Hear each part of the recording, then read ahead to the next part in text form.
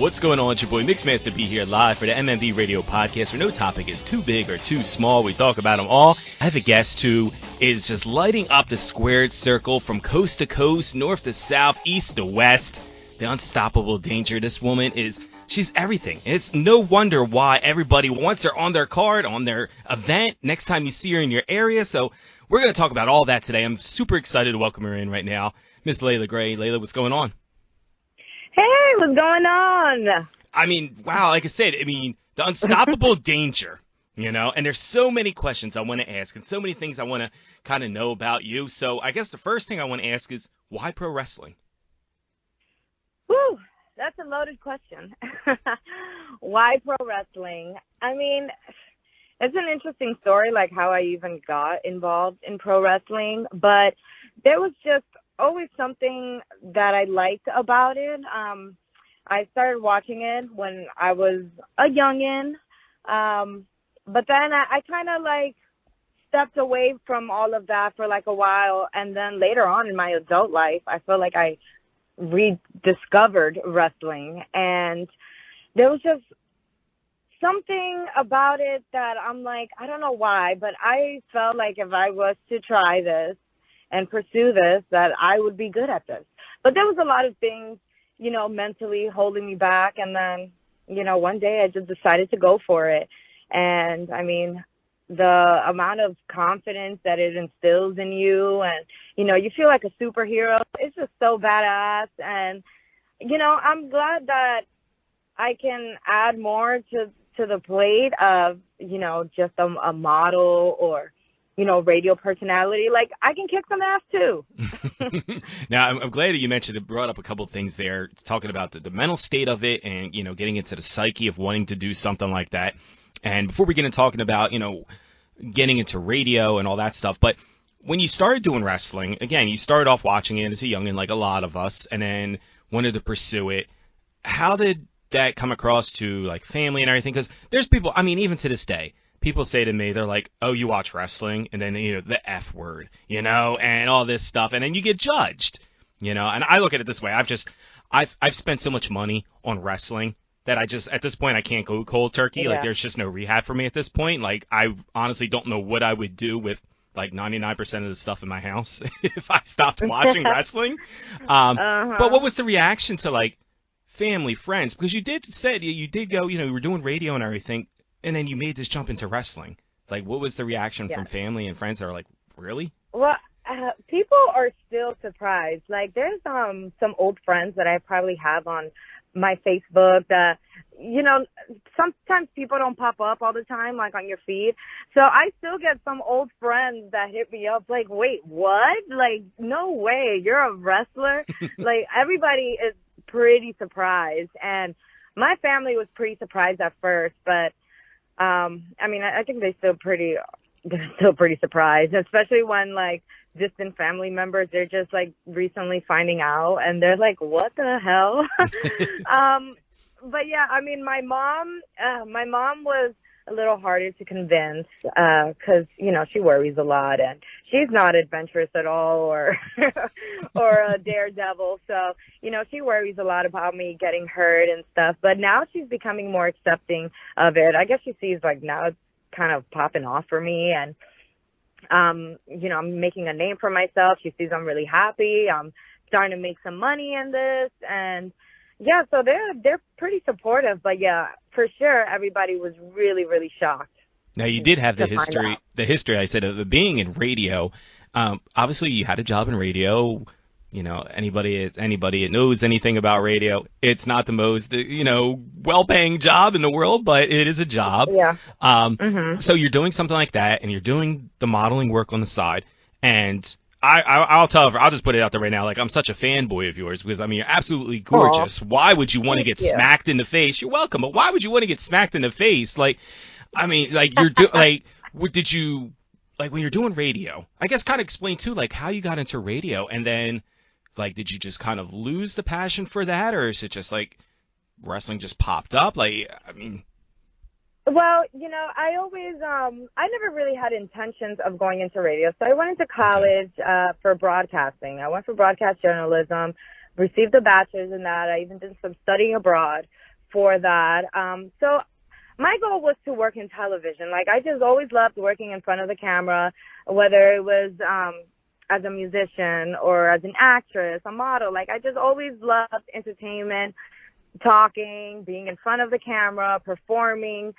So I was just like, let me just do this and see where I end up.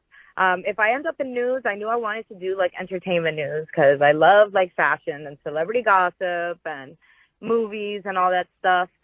So, yeah, then I got offered a radio position and I'm like, let me give this a try. And I really did enjoy it. It was something new. I learned a lot. It was a really exciting time in my life. I was definitely excited to be doing that. But at the same time, I always felt like I was meant to be a star. So it was kind of hard for me to be working in radio and interviewing people. And in my head, I'm like, they should be interviewing me. Well, I always told people I had the face for radio, you know, like obviously not as gorgeous as you. I'm like, why is she behind a microphone where anybody can't see her? You can only hear her voice. Yeah, I was hoping that, the radio would eventually lead to something else. I know it's kind of hard to transition into television after radio, but I was just kind of seeing where it would take me and what opportunity it would lead to. So after that, I'm like, it was becoming harder and harder to work in radio when I'm like, I just feel like I'm an entertainer and I should be in the limelight. Mm-hmm. And I knew I wanted to do something, and I knew I wanted to get kind of physical. I was looking at things to try, like maybe some jujitsu, or I don't know. I was just looking for something, and I really, just started thinking a lot about wrestling. And I'm like, that's something that you always wanted to do, and you get to perform, and you get to be, all dolled up and beautiful, and you get to slam some girls. So that sounded kind of exciting to me. It sounds like you had a lot of like pent up, aggression or something in there. Like you want to slam some girls. Like maybe I wanted to prove it to myself that I was strong and I could be physical, and I was a youth athlete, and I don't know. I think it was something that I wanted to prove to myself that I can do, and I definitely did. I was going to say, as a child growing up, were you very athletic? Did you play a lot of sports? I was pretty athletic, yes. I was very active. I was always running around, bouncing off the walls. Then as like a teenager, and actually before teenage years, I started doing dance. I started playing soccer. I did track and field. I did swimming. So I participated in, several sports. I tried some things like tennis that didn't work out. But I was always down to try different things. Now, how long have you been actively wrestling?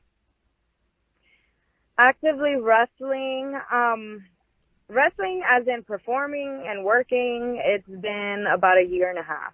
Okay, so a year and a half going into this. What was one of the biggest, misconceptions when you went into the business? Like, everybody has a mindset, and everybody wants to play, Monday morning quarterback and think they know wrestling. You see the internet wrestling community. Everybody thinks they know what is, the ins and outs of it. What was something that you were really shocked when you got into the business? Like, oh, wow, I was not really expecting this. Well, everything to me was pretty brand new. Like, I had to learn the business from scratch. I didn't know anything. I didn't even research the school that I initially started at. Like, I didn't research the trainer or none of this. I was just like, I just Googled and I found a school. I'm like, oh my God, there's wrestling in Miami. And so yeah, like I just went in there, had no clue about anything. I wasn't watching wrestling. Like, I had to start watching and learning everything. So there's a lot of similarities to the entertainment industry that I'm used to, but yeah, also it's a lot of differences in the way things are done. And and then when I found out about the wrestling community on the internet, I'm like, these people are nuts. It's like the dark web. It could be good and it could be bad. I say the wrestling internet community it can be like social media. I mean, that's where they harvest. But it could be, I mean, there's good things about social media, and then there could be some bad things.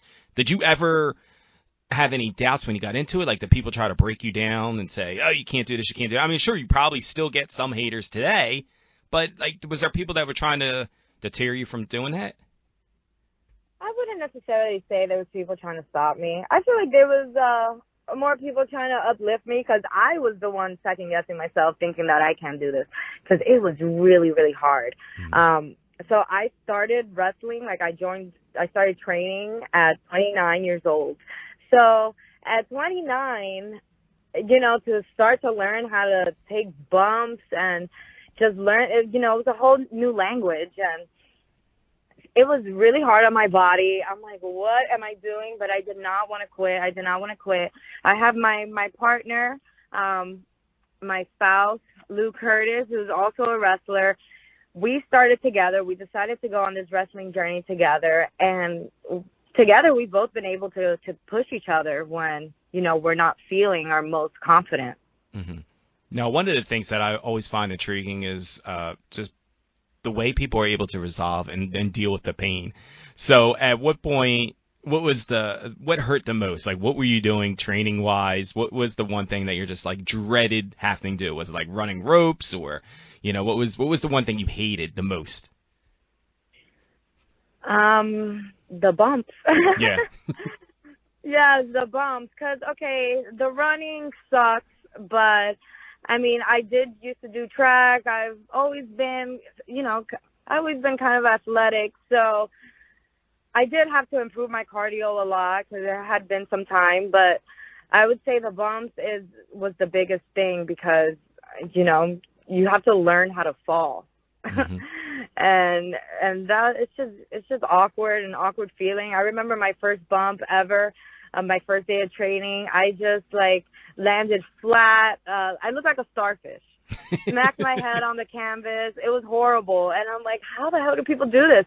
I swear, when I took those first bumps, in my head, I'm like, oh my God, are you sure you want to do this? Are you sure you want to do this as a career? Because this is kind of crazy and this hurts. But they do get easier. I mean, they still suck. I mean, it's like learning a whole new body movement, because you say you have to learn to fall in a different way when you're from a child. When you're stumbling, learning how to walk, and you fall down, you learn how to brace yourself, and now it's like retraining your brain differently. Exactly. And I mean, when you usually fall in real life, you'll fall on your butt. Now you have to learn how to fall on your back. I'm like, no. I always say it's funny, like you mentioned that, like if you were to just be like walking outside and like slip on the ice, like do you learn how to fall, like you know what I mean, like a wrestler, or do you fall normally, Yeah, exactly. No, now you have to learn how to land on your back, and it hurts. I mean, I would say it's definitely gotten easier. And especially when you're in a match, you have so much adrenaline going through your body, you don't really feel that. But, I mean, you will not catch me bumping before a match. Like, there's people that like to go in there and practice things. I'm like, When my body's all cold like that, I cannot. Yeah.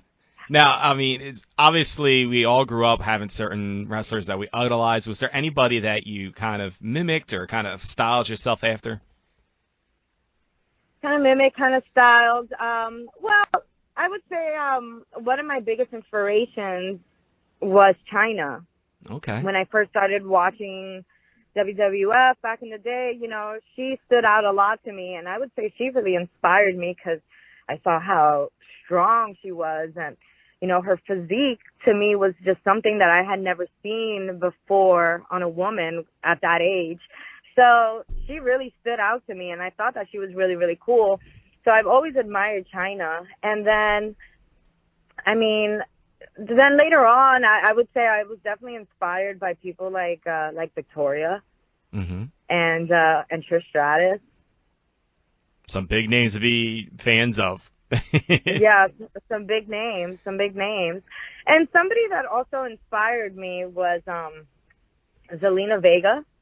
Okay. So she's somebody that I have known since childhood. We went to elementary school, middle school together, and she ended up moving away and then pursuing wrestling. But we've always been on each other's social medias, so I always saw her doing her thing, and that definitely inspired me a lot too. I'm like, she is doing it, she is kicking ass, and I feel like I can do that too. Yeah, she's totally awesome. Now, I mean, what is it? Yeah. I mean, explain how important you think it is for young girls to see such an inspirational character in the ring. Like, I'm looking, I mean, I've been watching wrestling for over 30 years. You know, I've been watching since I was like 8 years old.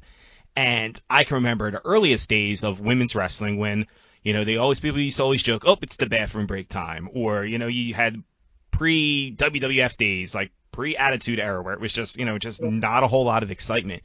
What does it mean to be a woman in the ring and inspiring young girls?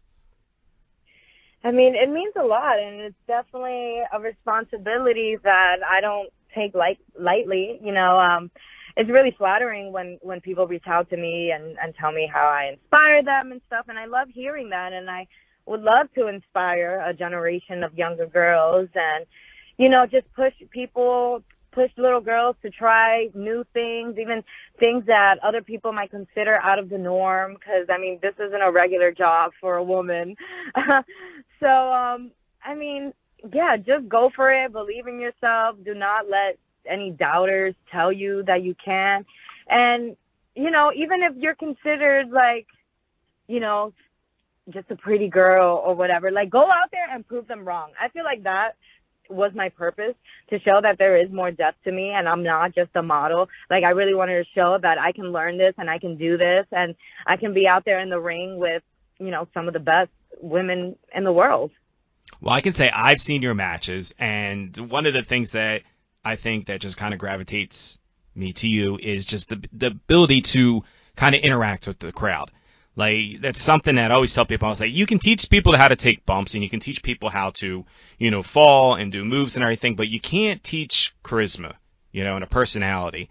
And one of the cool things I always notice is that, like, you have, like, this way of, you just have this, I don't know, it's like a swagger to you. Do you think that because you always had this, I want to be an entertainer, like, I always say that you have to be 10 times who you normally are to be a wrestler. You exaggerate who you are. Did you feel like that was the easiest transition for you, to be able to kind of, talk on the mic and have all the facial expressions? Because, like, you got that down pat. Like, I watched the promos, and I'm like, okay, the promo part, she's got down pat. Did you feel like that was, you had an advantage over some people for having come from, like, a radio entertainment world? Absolutely. Absolutely. I feel like I have an advantage. Even when I do interviews such as this, I get, like, complimented a lot for the way I project my voice, or, just the way that I communicate. So definitely feel like I have an advantage in that, having that broadcasting background. And yes, and always wanting to be an entertainer and always performing. Like, I spent a lot of years in my younger years performing, singing in front of people. So all of that definitely comes into play, and definitely comes into the character of Leila Grey. Like, when I'm out there, I feel like, the little pop star 6-year-old girl that used to be singing and dancing in her living room. Like, that's how I feel.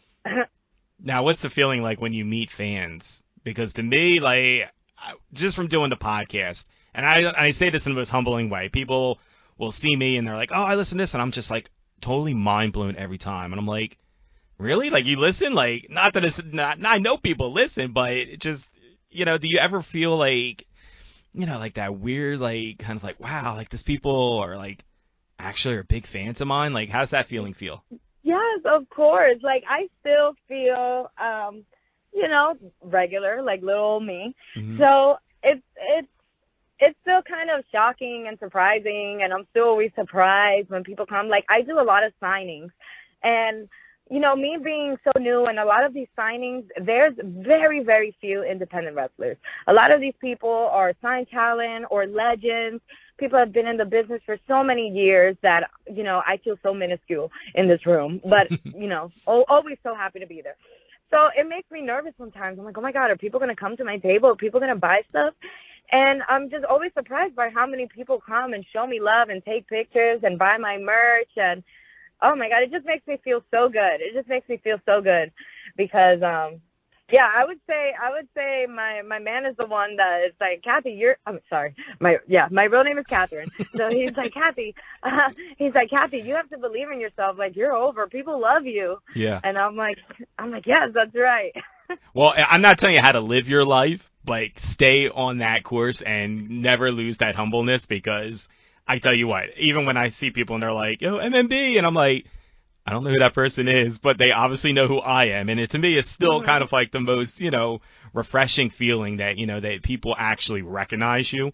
So Yes. don't ever get to the point where you're like, oh yeah, I'm Leila Grey. Yeah, okay. Yeah, no, not at all. And I really do genuinely and love meeting the fans. Like, I feel like in my personal life, I am pretty more, I don't know, shy, reserved to myself. Like, I don't really hang out or talk to like too many people. But when it comes to like events and meeting fans, I'm always out there. I'm giving out hugs. Like, I love it. I've had a couple of them, and I can tell you they're spot on. So, what is some of the short-term and long-term goals that you have? I mean, obviously, been only in the business for a little over a year. Have you accomplished any of the short-term goals yet? And what is something on a bigger picture that you hope to accomplish when you decide to hang it up? Well, I would say my short-term goals that I had set for me when I started wrestling have already been accomplished faster than I could have imagined. Starting with the AEW debut, they scouted me and picked me up like 4 months after my wrestling debut. And I would not expect a company like them to even look my way for like 3 or 4 years. Hmm. So that was the biggest shocker, major accomplishment. And, I just the way my career had blew up this past year, I wouldn't have expected that. Extremely grateful for all the places I've gone to work at, all the people that I've gone to meet, the companies I've gone to work for, like Mission Pro Wrestling.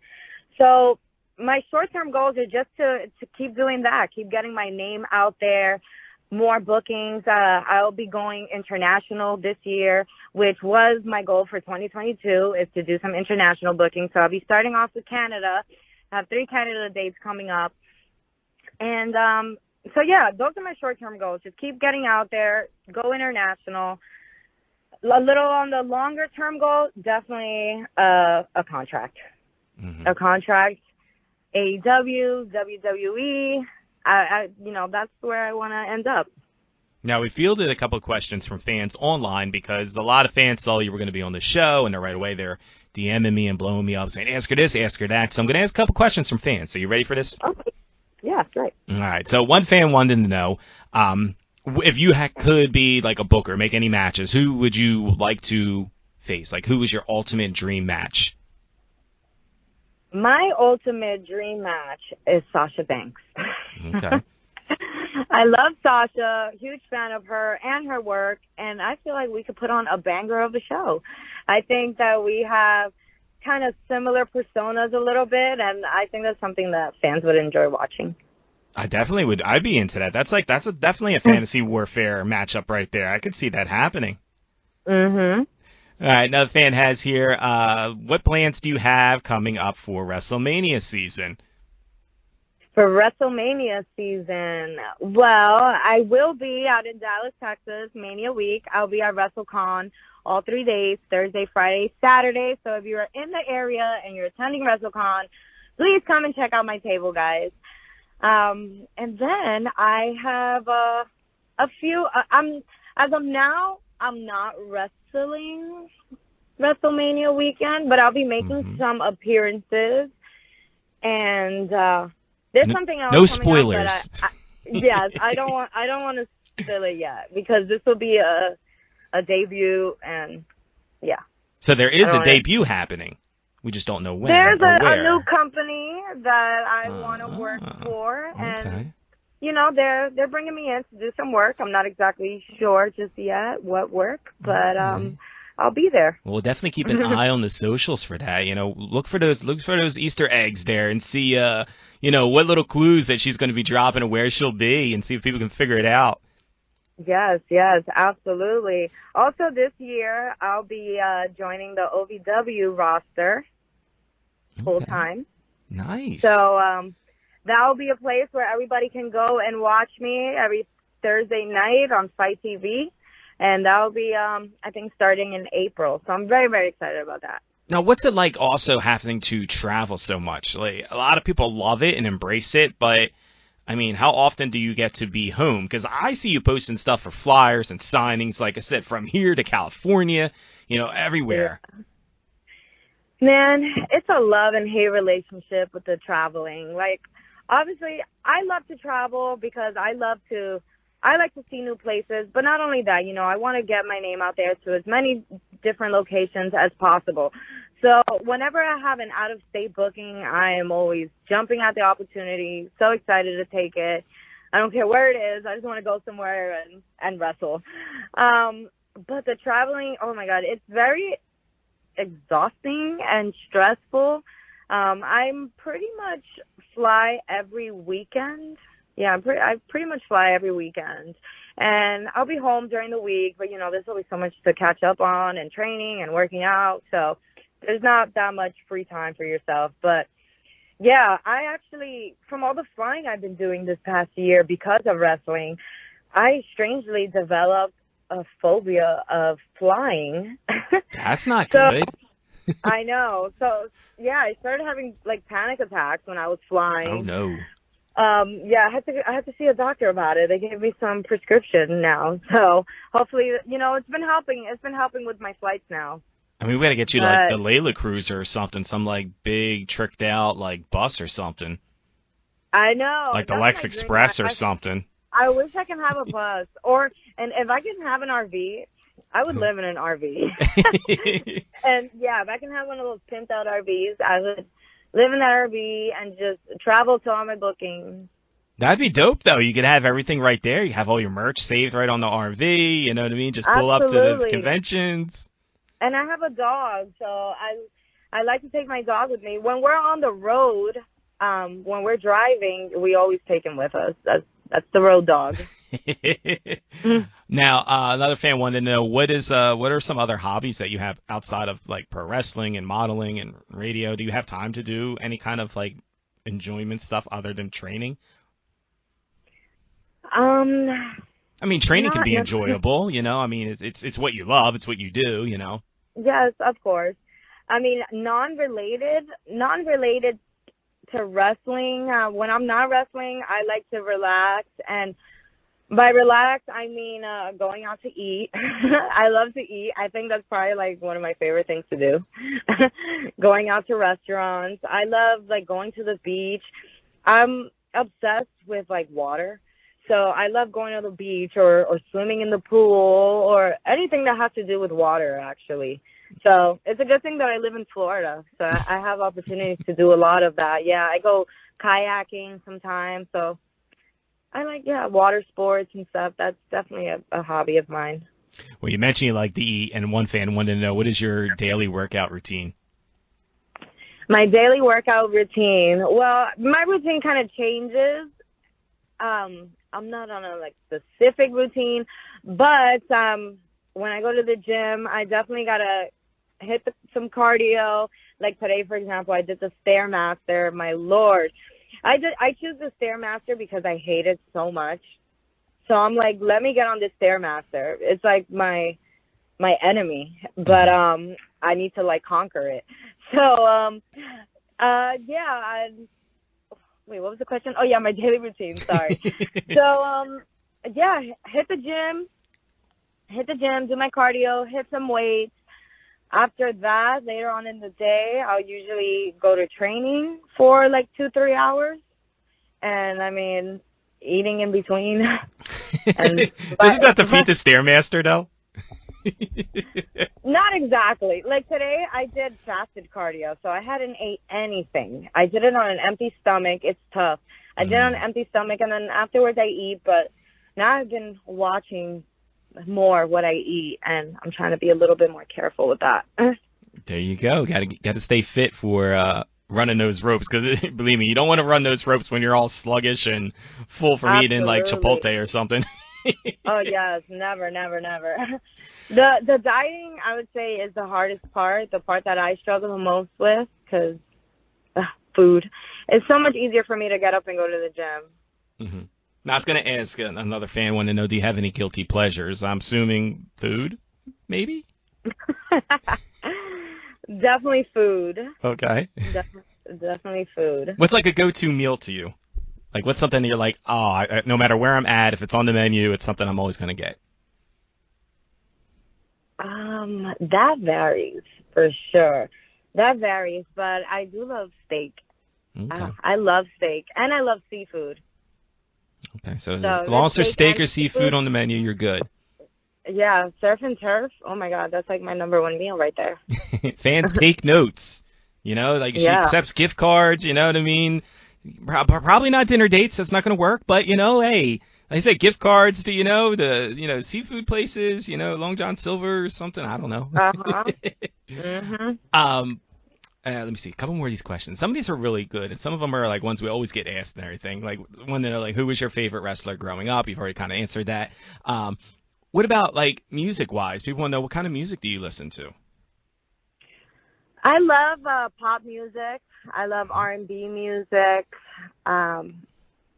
hip hop. I like house music a lot too. I spent a lot of years going to house music clubs and festivals and stuff. So yeah, that's kind of where I'm at. Like, I love my 90s pop music. So if you go on like my iTunes, you'll see a lot of Britney Spears and Sing, Backstreet Boys. Like, I just love music from that time and like early 2000s. Like, I love like Nelly, 50 Cent. So that's where I'm at. I'm still listening to older music all the time. But today's artists, I love Doja Cat.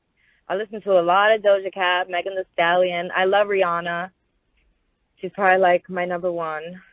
It's funny you mentioned early 2000s. Like, I never thought I would get to an age where I would say, like, I enjoy music from this era. You know, you feel like your parents and everything were like, oh, this music today is horrible. Yeah, You know? like when they talk about like music in the 80s, you're like, you're okay. Hey, I like some of the 80s music. You know what I mean? I'm an 80s baby, so some of that stuff I can jam out to. But what do you think of the Super Bowl performance? You mentioned 50 Cent, like, because I was in my bag with that. I was definitely like, I was totally in the zone with that. I love Eminem. Ooh, Eminem is probably one of my favorite rappers growing up. So I was very excited to see Eminem and to see 50 Cent. I wish they would have performed more songs, That's but the I was thing. really With the happy Super to Bowl, see it's so them out quick. there. I know it went by so quick. They had so many artists out there. They each sang like one song each, and but yeah, I was happy with it. It was good vibes. Like, it just took me back to like middle school and simpler times. Yeah, and it's funny. It was a nostalgic performance. I think everybody can agree. It was funny, like somebody was like tweeting out like during the performance and everything, and they were mentioning like all the things that were like popular when all these songs were going on. They're like, remember illegally downloading all this music off of Napster or like one of these like. Absolutely. And I was like, hell yeah, I remember that. I can't remember all the names of them, but I'm like, I definitely remember that. Yes, I had them all. I had like Kazaa, I had Yes. iMesh. I had all of those. I think some of the songs on my phones are still from back then, from the illegally downloaded With days. the weird like file names and everything. Yeah, and they'll have like random like DJ drops like in them and stuff. Just in the middle of the song, you're like, oh man, it just took me an hour to download this song, and then they screwed it up in the middle. Yep. Awesome. All right, so a couple more questions before we let you go. So another person says, I'm a 12-year-old girl who's looking to get into wrestling, and one of my biggest fears is getting hurt. What advice you have for her? She doesn't want to get hurt. I think it's hard. It's going to happen. Getting hurt sucks, and I've been very blessed. I'm about to knock on wood because I have not had any major injuries. I haven't really gotten injured in wrestling, and I mean the reason why is because I'm pretty safe. I don't really do any crazy moves and stuff. Like, I try to be very cautious, and that also comes with me starting to wrestle at a later age than most. I already went into it being more cautious. But as someone who's 12 years old, the best thing I would say is just to try to remain or become athletic. I feel like the more athletic background that you have, the better you are with body movements and holding up your body and your balance, all of that. Like, I really wish that I would have done maybe some like gymnastics, things like that. I feel like things like that are great for wrestling. So 12 years old might be a little too young to start wrestling, but in the meantime, I would say join some gymnastics and learn some body control, and that's going to make wrestling a lot easier when landing and just hitting moves. That would be my advice. Awesome. Now, one of the people want to know, how much wrestling do you get to watch? Do you get to watch a lot of the current product or between traveling? I try to watch what I can. Like, I try to catch, WWE pay-per-views. I try to watch AEW whenever I can, especially since I work with the company a lot. I definitely like to know what's going on there. I watch a lot of indie stuff too. I like to see what people are doing, even what people I know are doing as well. So I don't watch too much. I'm not gonna front and act like I watch it all the time. I don't, but I try to watch it when I can. And I do listen to a lot of podcasts. I do listen to a lot of Stone Cold and Jim Cornette. Mm-hmm. Well, I have to admit, it is tough to watch everything. My DVR is always full with wrestling. I don't think my DVR will ever be empty. Like, it's constantly, like, as soon as I watch a couple, more get thrown in there. Between that and, like, Fight TV and the podcasting, it's just not enough time to watch and listen to everything.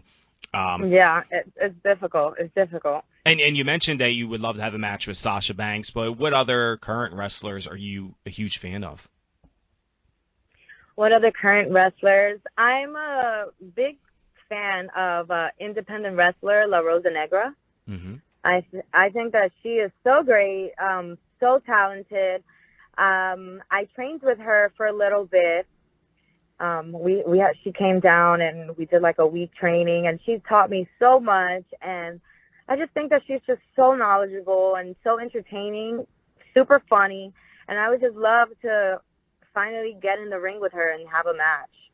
Well, we would definitely love to see that. I mean, anytime you get the opportunity to see Leila anywhere, make sure you definitely check her out. And one final question I have from a fan here, because when they sent this question, this is one I had to highlight because I'm really excited to know the answer to this. But you have some of the most amazing ring gear, and this guy wants to know, where do you get your ring gear made? Thank you. And so I had it done by a friend in Miami, actually. That's the popular black and yellow gear that a lot of people know me for wearing. So I had a friend create that, and he's just like kind of like a fashion designer, a costume designer. He does a lot of designs for like drag queens and a lot of like gay clubs and stuff in Miami. So I saw some of his work, and it was just so glamorous that I pitched some ideas. First, I pitched some ideas to an illustrator. He drew it up for me, showed it to my design guy, and yeah, he just brought it to life and made it super shiny and glamorous. And I think it captured the essence of the vicious vixen, Leila Grey. I think so. I mean, the latest gear that you had, the purplish gear that you had lately on your socials, like that one I absolutely was like in love with. I'm like, oh wow, this gear is so awesome. But it brings out the whole personality. Like, it just kind of goes with the whole character. So I think that's really important when you're having ring gear that kind of fits the persona. Thank you. Yes, I like bright colors, and I like bright colors mixed with black, so like a black and neon. But yeah, I like bright colors to kind of stand out, and yeah, basically it. You stand out. Now, everybody's got a huge presence on social medias. Where can people stay up to date on everything that is Miss Leila Grey? All right, guys. Yes, everybody follow me, especially on Instagram. Instagram is the first platform I go to post anything. So follow me on Instagram at Miss Leila Grey. That's MISS_Leila Grey, LEILAGREY. And it's the same handle for Twitter as well. Facebook, Miss Leila Grey. So Miss Leila Grey, everything. If you click link in bio, you will see a list of all links to all my social medias, all my links for Cameo, pro wrestling tees, things of that nature. Big Cartel, if you guys want to order some 8x10s. So all of that is on there. Follow me on Instagram and Twitter and Facebook, guys.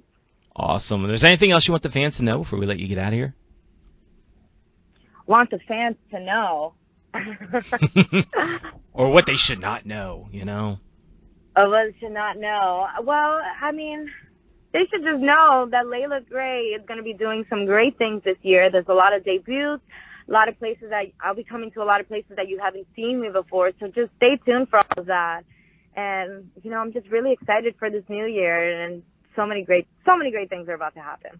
Well, I'm excited to say that I bear witness to this, and you know, been following you since the earliest of days, and had the opportunity to meet you on a couple occasions, and it's just been a real pleasure and honor to be able to talk to you and kind of get to know you a little bit more, a little bit deeper, and being able to answer some of these fans' questions, because again, a lot of these people, you know, they look up to you, and that's, you know, for only being in the business for, you know, a little over a year, that's pretty amazing that you have people that are striving to be the next Leila Grey. Yeah, it is. It is. It's still pretty mind-blowing. But thank you so much for having me on your show. It was an amazing conversation. Thank you. Awesome. Well, take care, and we'll talk to you real soon. All right. Thank you. Hey, what's up? It's the Unstoppable Danger Miss Leila Grey, and you're listening to Mix Master B on MMB Radio.